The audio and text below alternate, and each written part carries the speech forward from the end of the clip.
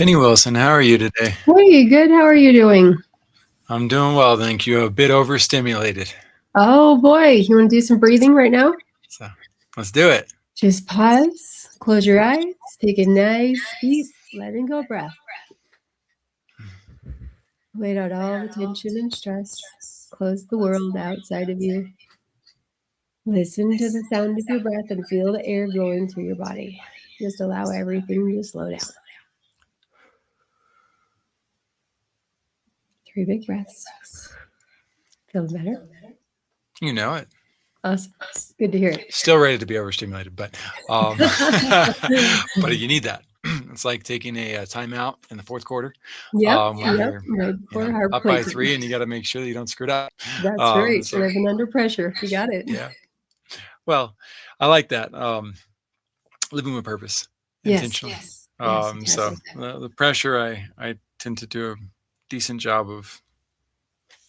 That's not. There's no need to. I think we often, as human beings, claim pressure as a victim, Yeah. Put it when on in ourselves. reality, namaste and the meaning of it, of aloha, as well as Yes. my soul honors your soul, and God is good. Like, things happen for a reason. So That's right. Yep. yeah. Trust in the universe. It's all there for a purpose. Love that. Yeah. Well, cool. Thank you for that. Yeah. That makes this a even more fun experience. Some of this could be used as short clips, for instance, like just what we did right there. Might be Okay. something that you decide to release. I'm not as prepared for our interview as I like to be. Okay. One, on my side, I'm in the middle of this AI project that is super intensely amazing, and whoa. Doing Two, some good stuff. and so normally I would spend. I'm trying to get myself to spend between at least 5 to 10 minutes on people's stuff before I go in Mhm. to the calls, and I only got about 3 for yours.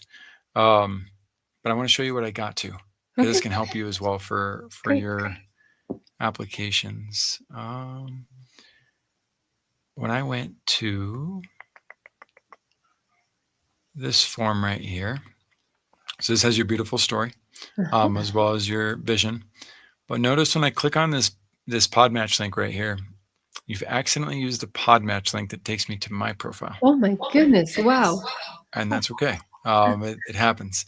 So there's another link in Podmatch where it will have perhaps your specific details. But that, with my random 3-minute preparation and being so due diligent, I left us both in a position where I was like, oh, darn it. Okay. Okay. So So how do you want me to send you the new link? Is there an edit button on that form or? probably the easiest way will be through our PR at firstclassbusiness.io, or Cynthia. And we'll make the most of our time right now. And that wasn't the only thing I looked at, but now you know how to submit that for future shows. Sure. And that we'll dive in a little bit deeper. I'm grateful for what you do. It's very important. And I was talking to Mark Hartman today as well, and Mark is a exit strategist for businesses. Nice. Most podcasters received Mark with, yeah, cool, awesome, let me promote your book, let me tell the world about you. I have no idea how to qualify what you do, but I'm just going to share with the world as a podcast authority that I know who I'm talking to. And that's not how I do my podcasting. And so Mark and I had a very hard conversation about what companies has he sold. Is there public information about that sell? Is there proof? What needs to be updated with his book in order for his book to be mentionable on the show? And most people hate me after I shouldn't say most people. That's not fair. I used to be less diplomatic. Let's just say that way. But no, he's really excited. We had a great conversation, and I'm going to bring him back for a 40 to 60-minute episode where we have a title and we go forward. And I did all the due diligence I could with what I know about business, and I know quite a bit, so it's easier. With coaching and emotional intelligence and regulation, and as I explained to him, I was like, Mark, here's my predicament. if I don't do my due diligence, I might put a wolf in sheep's clothing on my stage. For sure.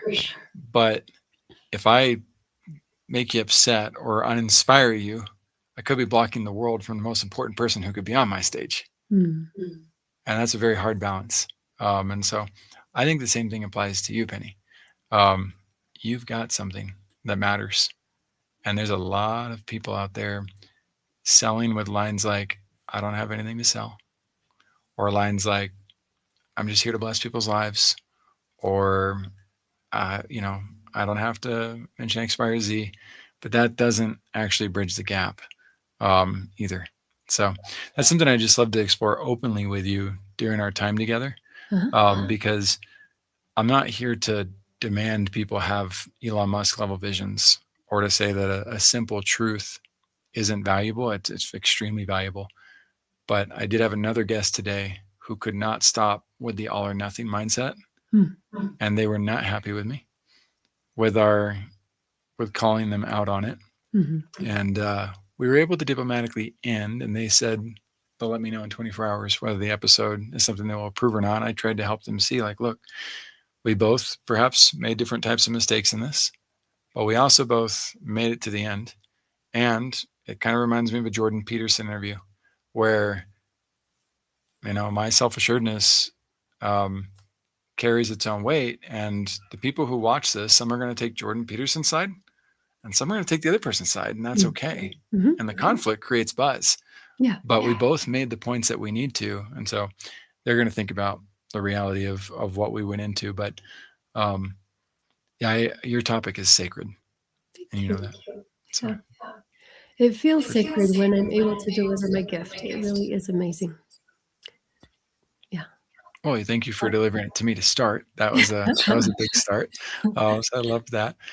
Do you have any questions for me? Any questions, advice, observations, comments? I would love to just say I love your openness and your challenging of what truly is digging into the truth. Part of what I do has the TED framework from the empowerment dynamic, a book called The Power of TED, and it talks about the persecutor versus challenger. And it really sounds like you just embody that challenger role. And I don't think there's anything wrong with that. I'm not afraid of that. I am definitely happy to be open and honest. And where I am is where I am. And I definitely have a big vision of how I hope to change the world. And I just feel like I'm in still the baby stages of where we're growing to.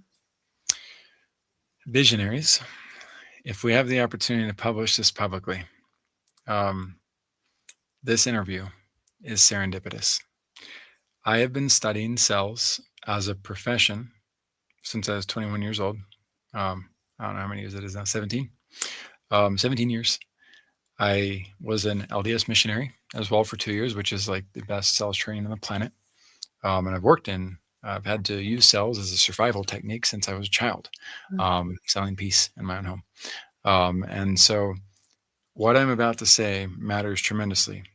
Y'all all know I learn. I'm constantly asking for books and reading and doing things. I have never heard of the Challenger methodology until this week, when I was doing a deeper level studies and going beyond Sandler cells and Gallup and Radialio and et cetera. And I don't know how all my years of research have led me away from or not pulled me into that. But as I did the research and launched our recent blog posts, the study showed that the Challenger personality is the top performing cells archetype, and the relationship cells personality only gets 7% results. They don't know how to really help people, or well, at least in the sales world. And so it is too ironic that you brought that up in the very same week where that's one of my deepest part of the studies that I'm in. Yeah, that is amazing. Yeah, because as you're explaining kind of where you're coming from, it sounds like maybe that is a part of you that you've been uncomfortable with in the past. And now it kind of sounds like you can step into that and really own that energy, that's who you are. And you challenge and you find the authority, and it really helps the truth come to light. I really like the way you put that. Several years ago, I joined the Sales Mentor program with, Taylor Welch. Taylor Welch had that program. And we spent about I spent about $10,000 on the training exercises with them, and didn't know how much I knew about sales. And he bridged a couple of gaps. One was teaching the appropriate way to shut up when in sales. Two was the value of the gatekeeper. And most sales organizations don't teach that. So one of the articles that I produced about 15 minutes ago is about the gatekeeper process, and how if companies will allow their sales reps not to try to close every deal, which is not appropriate, but to understand that it's good to guide people away from the opportunity if they're not a fit. That program years ago gave me an epiphany with those two puzzle pieces. It was like my bridge was whole. And I was like, oh, dang, I'm way better at this than I thought. Yeah. Yeah. And so to reflect back to what Pennie just said, you were right. Like as soon as I read that and started to interpret, I was like, okay, I'm working on being a more diplomatic leader. I'm working on being softer with individuals. I'm leaning more into the relationship side than I ever have in my past. And I've kind of had the challenger aspect a little bit on pause, and not too long because that's just kind of my nature, but I've had it on pause for at least 12 weeks. And then I read that and I was like, oh, okay, validation, right? That there's so much opportunity for us to evolve as leaders in what we do. Yeah. So, any further thoughts? I just want to say that it's very, very needed in the world, especially when it comes to emotional regulation and codependency, coming from that place of just, there's an elephant in the room and nobody's talking about it, right? The things happen over and over again, the fear of anger, fear of conflict, not wanting to step into that conversation. So as a challenger, the gift is really that you're willing to reveal the elephant in the room and call it out for what it is.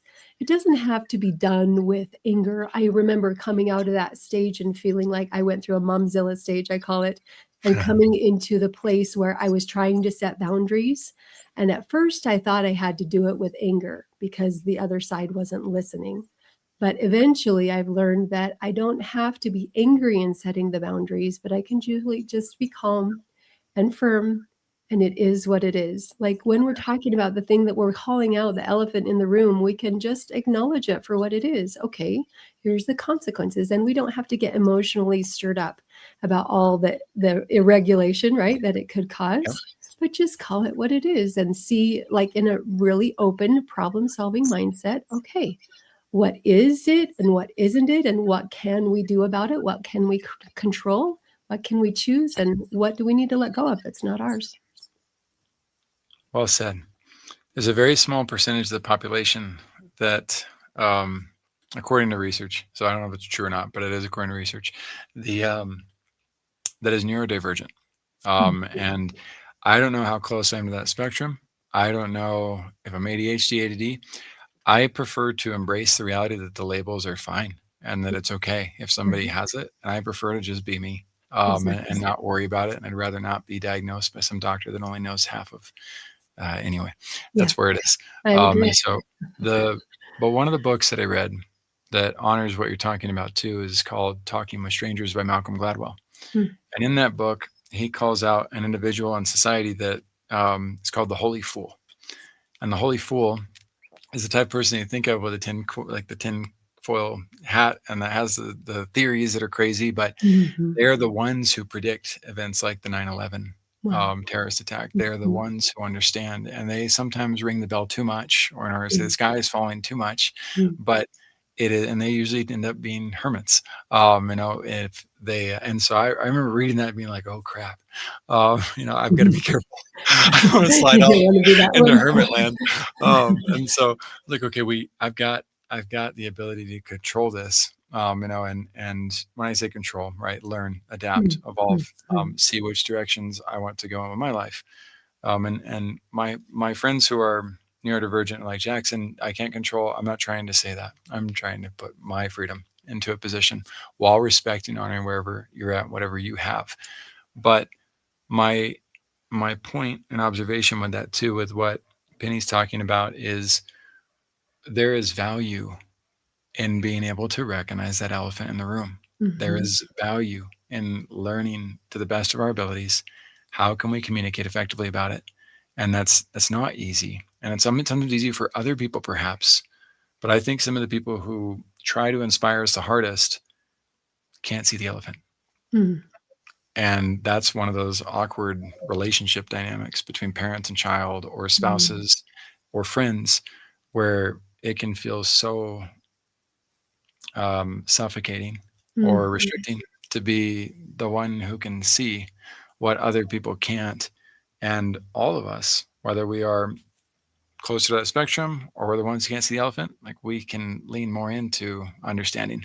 And it is people like Pennie who are ultimately able to help us do that. So while I know your vision is small and young, and I'm grateful that you were so humble about it, that was a massive, wonderful surprise, because there are so many visionaries who come on here ready to say they're ready for scale, ready to just ignore all of their own elephants in the room. And I'm stuck as the facilitator going, oh boy, how do I bring hope to the audience who's listening to this, but now feels like that person's got everything put together, everything ready and structured for them to succeed. And they go there and they're like, wait, this person doesn't have it put together. So thank you for being honest.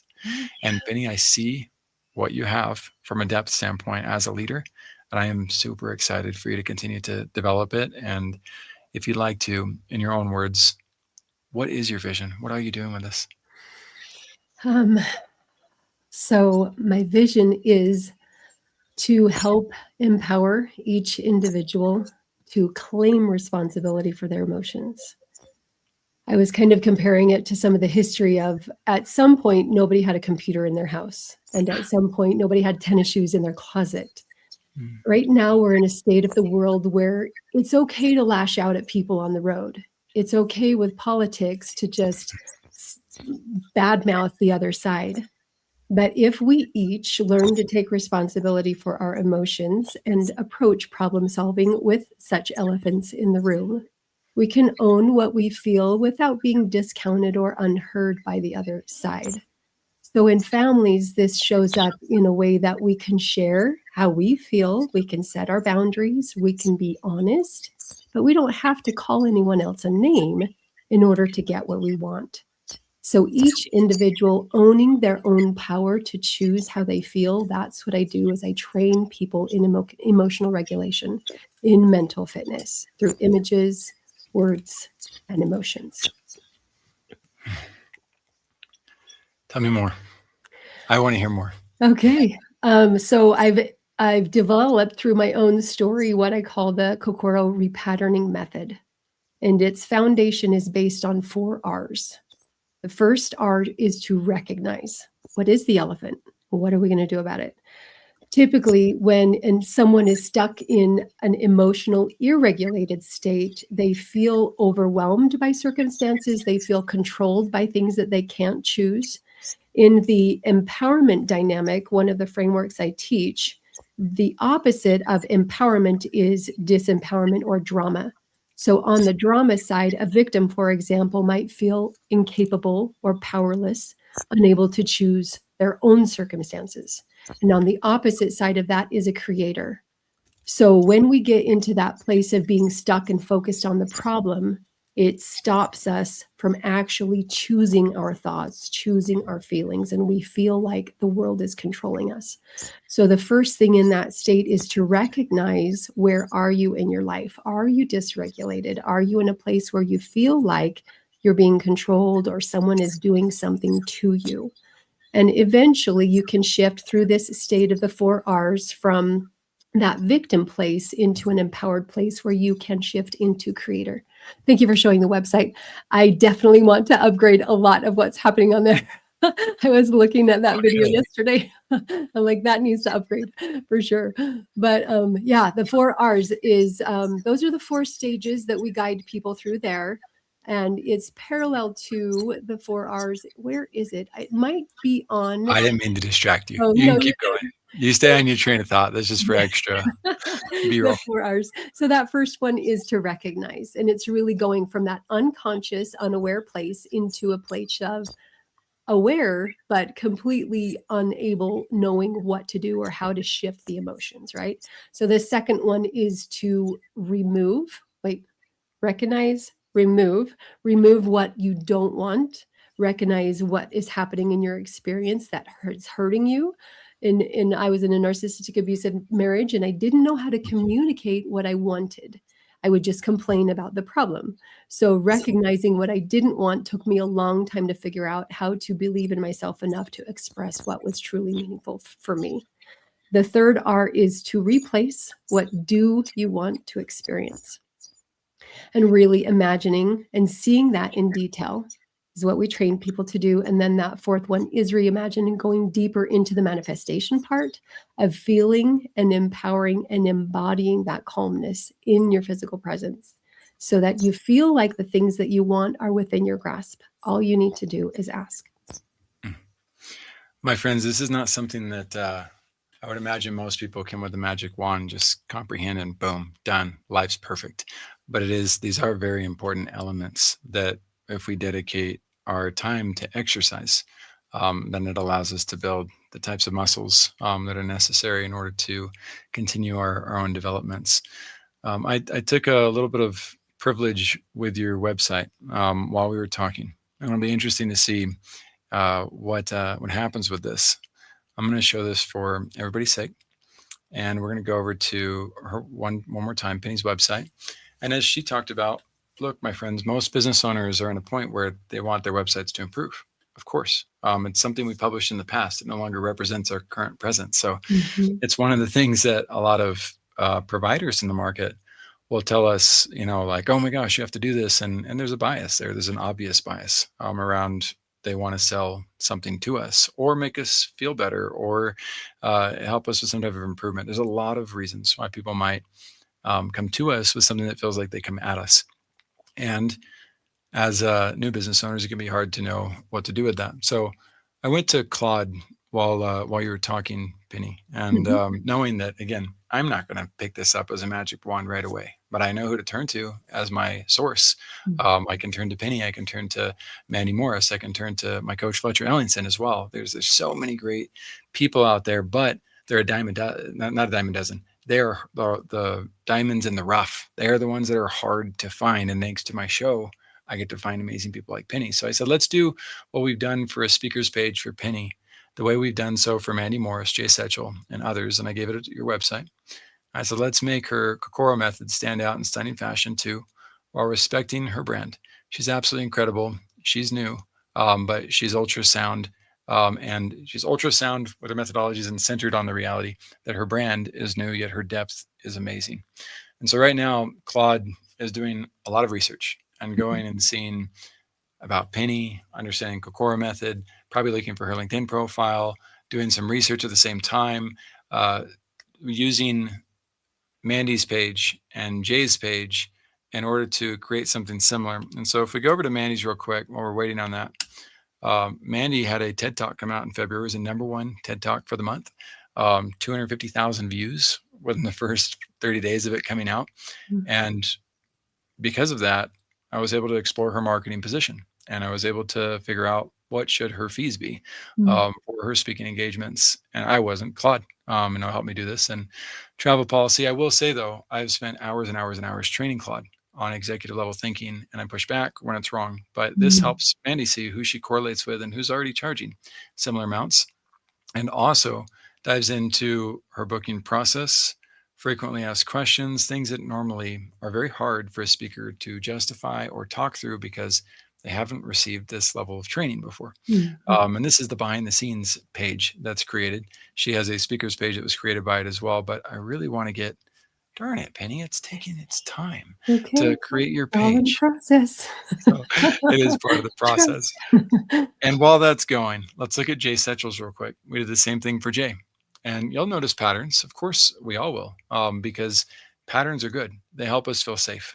And so this particular page for Jay's bio, this goes through the 3 times declared dead, 70 plus surgeries, #1 Amazon bestseller, 50 plus years of perseverance. Yeah, 70 plus surgeries. Yeah, he's a medical anomaly. And all of his process for his books and his speaking, his career down through his talks and what he would talk about, I didn't need to know any of this. The internet already had this information about Jay and what types of places might want to bring him in as a speaker. And so Jay is now in a great position as well to understand his pricing and how he can move things forward. And I like that for his, it also, this is public facing one, isn't it? Yes, it is. On the back end one, it gave him the messaging he should use as well to help people understand that he's ready to go and speak. So I would love to give you some time real quick as well, Pennie, to talk about that while I'll pull it up as soon as possible. I want to show people how fast Claude is able to think for us and pull research together for us. But I totally stole the thunder from you. What are your thoughts? I love that you are even interested in helping me improve and seeing ways that we can get that website better. I've always put myself in a position of not seeing myself as the guru or people that, I don't want to be the one that tells people what to think or how to do it. I'm the one that creates space for them to find answers inside of themselves. So it's a privilege and a gift to be able to do that, but being able to communicate the message that I have, that's been the hugest challenge on the planet, right? So everything that you've done in training Claude, I've been working with our own chat for the past few years, and it's been super supportive.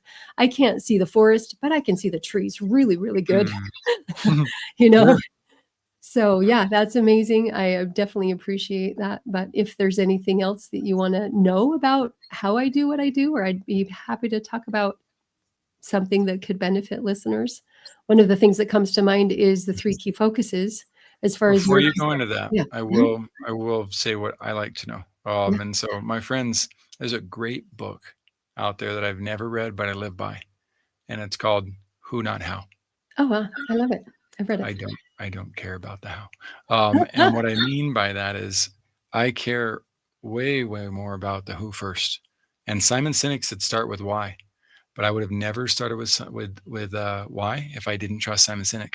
Mm-hmm. And so Exactly. I almost start with why. I start with who, then I move to why. Mm. And then after I know that I'm aligned and in sync with the who and the why, then the how kind of takes care of itself. That's fun to plan. Yeah. But I don't have to worry as much about it because I know that oh, here we go. So, that's why it messed up in a good way. I love when it does this. It goes off the cuffs and it creates new things. And you're like, I don't want, oh, wait, I do want that. Those are the fun experiences. So it went ahead and created a document for you and it created the speaker page, but I'm going to change that and say, thank you for this. We want the speaker page in HTML format, just like we always do. And then just to make sure that it has the memory, because sometimes it does get a little lost with things, I'm going to grab Jay's page because it's my favorite of the 4 that we've done like this. And it's going to create a world class. But let's go ahead and open this one up now. So if we go over here to open the HTML, bam. Calm is a skill. Love it. Pennie Wilson teaches it. I'll be quiet. I'm going to scroll. You go ahead. What are your thoughts? I don't know. I'd have to go through and analyze it and try to see the forest.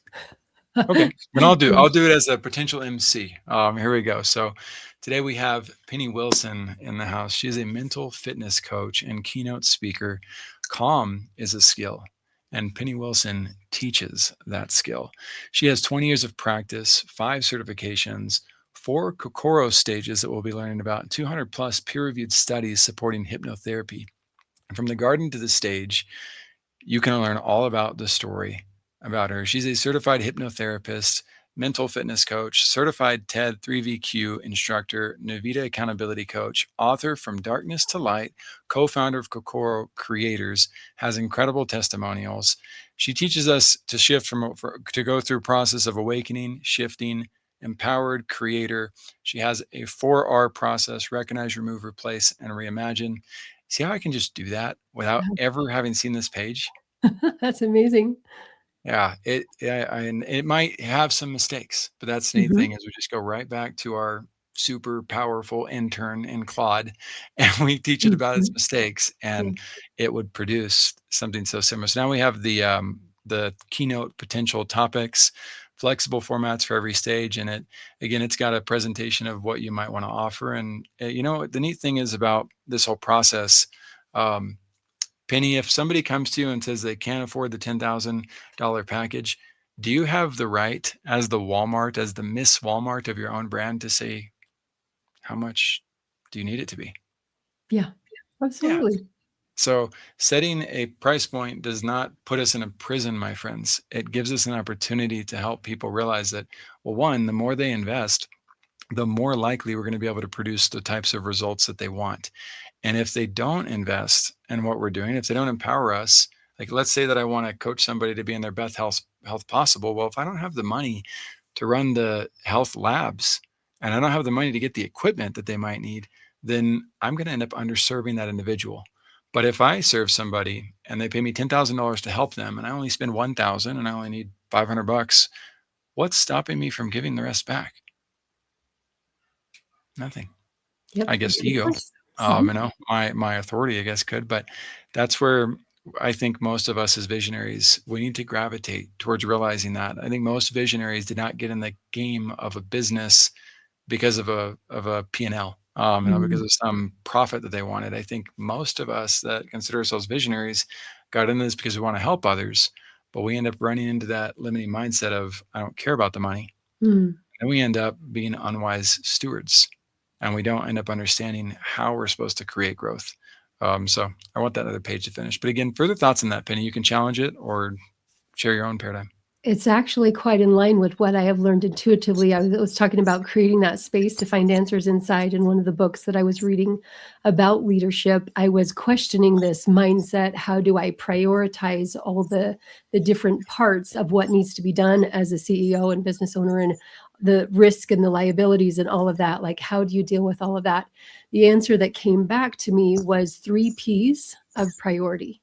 So the first thing is I prioritize teaching principles, always principles at the top.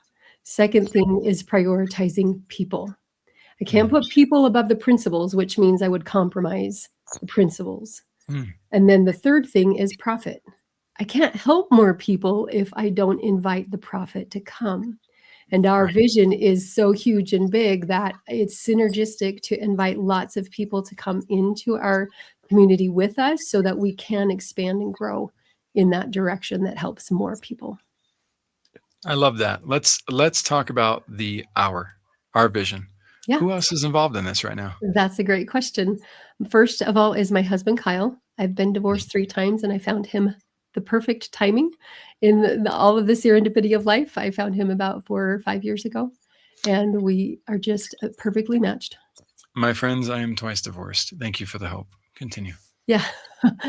And we've attracted a lot of different people into our community. So one of them is a certified hypnotherapist. His name is Taylor Kennington, and he works with us in empowering people. He works with people in what I call the stage 1 or 2, emotional lower stage, where they might be in suicide ideation or addiction or pornography, like people that are more stuck in focusing on the problem or trying to numb or soothe whatever challenges they're facing. I work Wow. with people more in those stages 3 and 4, where they're more empowered, they're focused on what they want to create, they're moving toward creating that business. So our true vision is creating collaborations and synergy so that 1 + 1 = 10 and 10 + 10 = 1,000. Plus 1 equals 11. I say it all the time. Yeah, absolutely. So yeah, we have Martha.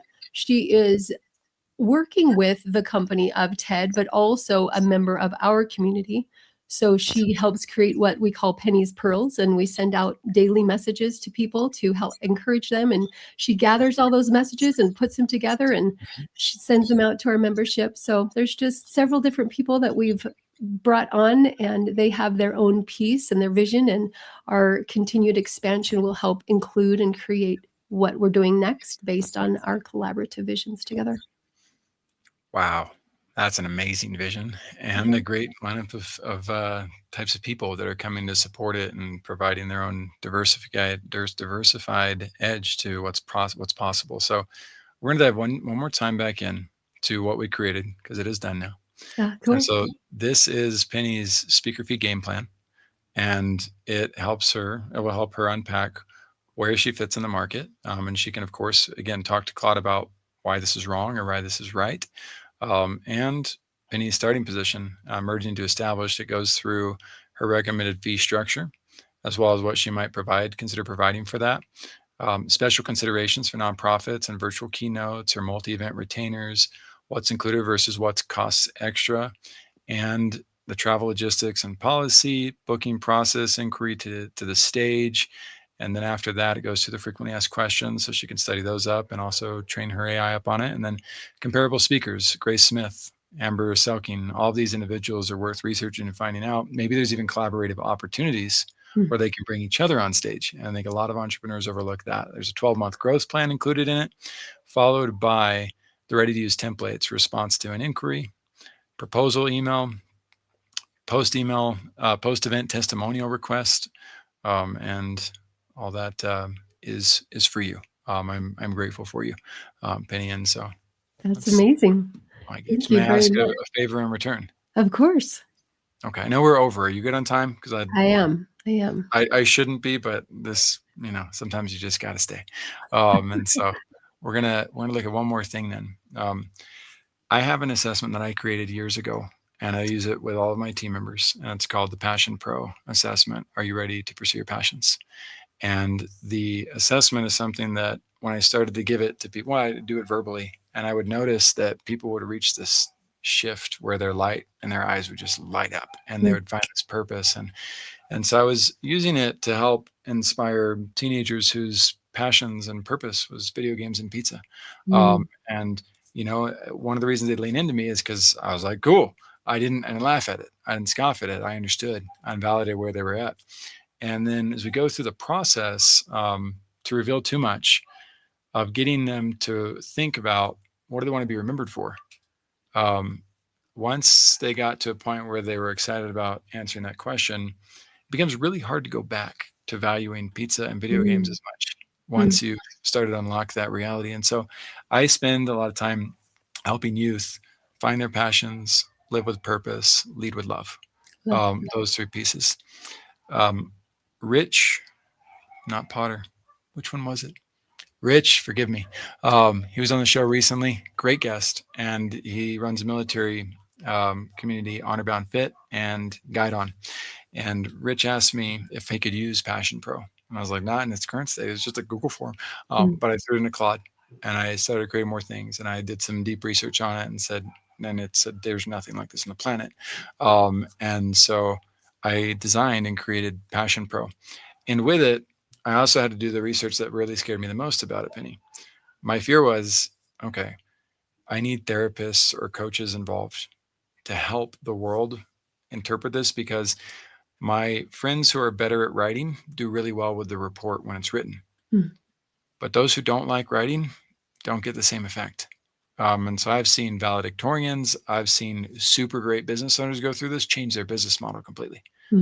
Because they're excited about it, like, oh my gosh, I'm in the wrong alley, I'm in the wrong lane. And again, I need certified people to be there, because it's not fun to see somebody who tries to attempt it on their own and then gets discouraged and now they lose hope. And it's like, nope, I'm going to wait until I've got therapists or coaches or something, but I don't want liabilities. I don't want to go to jail, for doing something that's not. And I did some research with Claude, and it's like, the good news is in the coaching world, there aren't really regulations. I was like, oh, cool, let's run.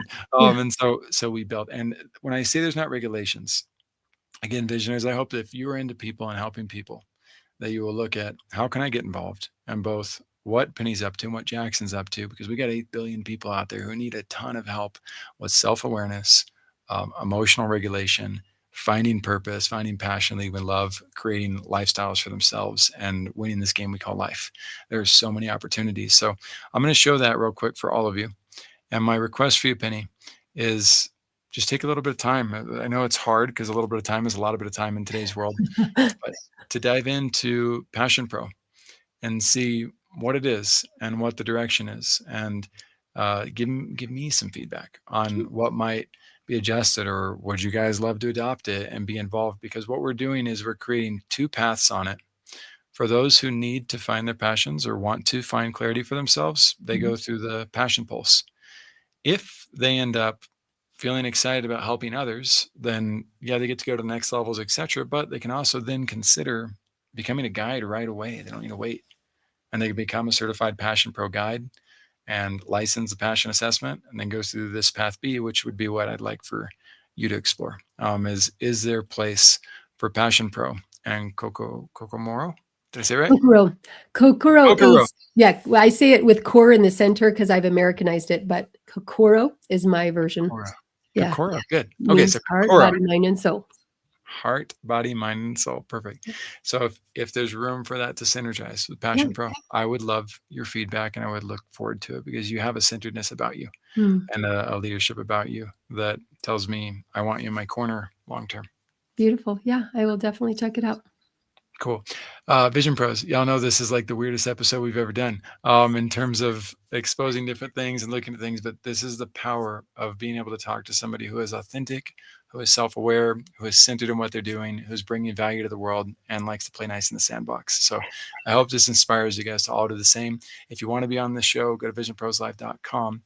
Top right corner says be our guest. Click on that. You might get materials like we just did for Pennie out of it, and we're always happy to help where we can. Thank you for your time. Thank you for being here today. I'm really happy that you tuned in to Vision Pros Live. I'm looking forward to seeing your reactions as these episodes continue to move forward. This is going to get more and more fun. We'll have more and more engagement as well. We'll invite people to participate in the show. And thank you for giving us your time and attention. Have an excellent time building out your vision and becoming a Vision Pro yourself.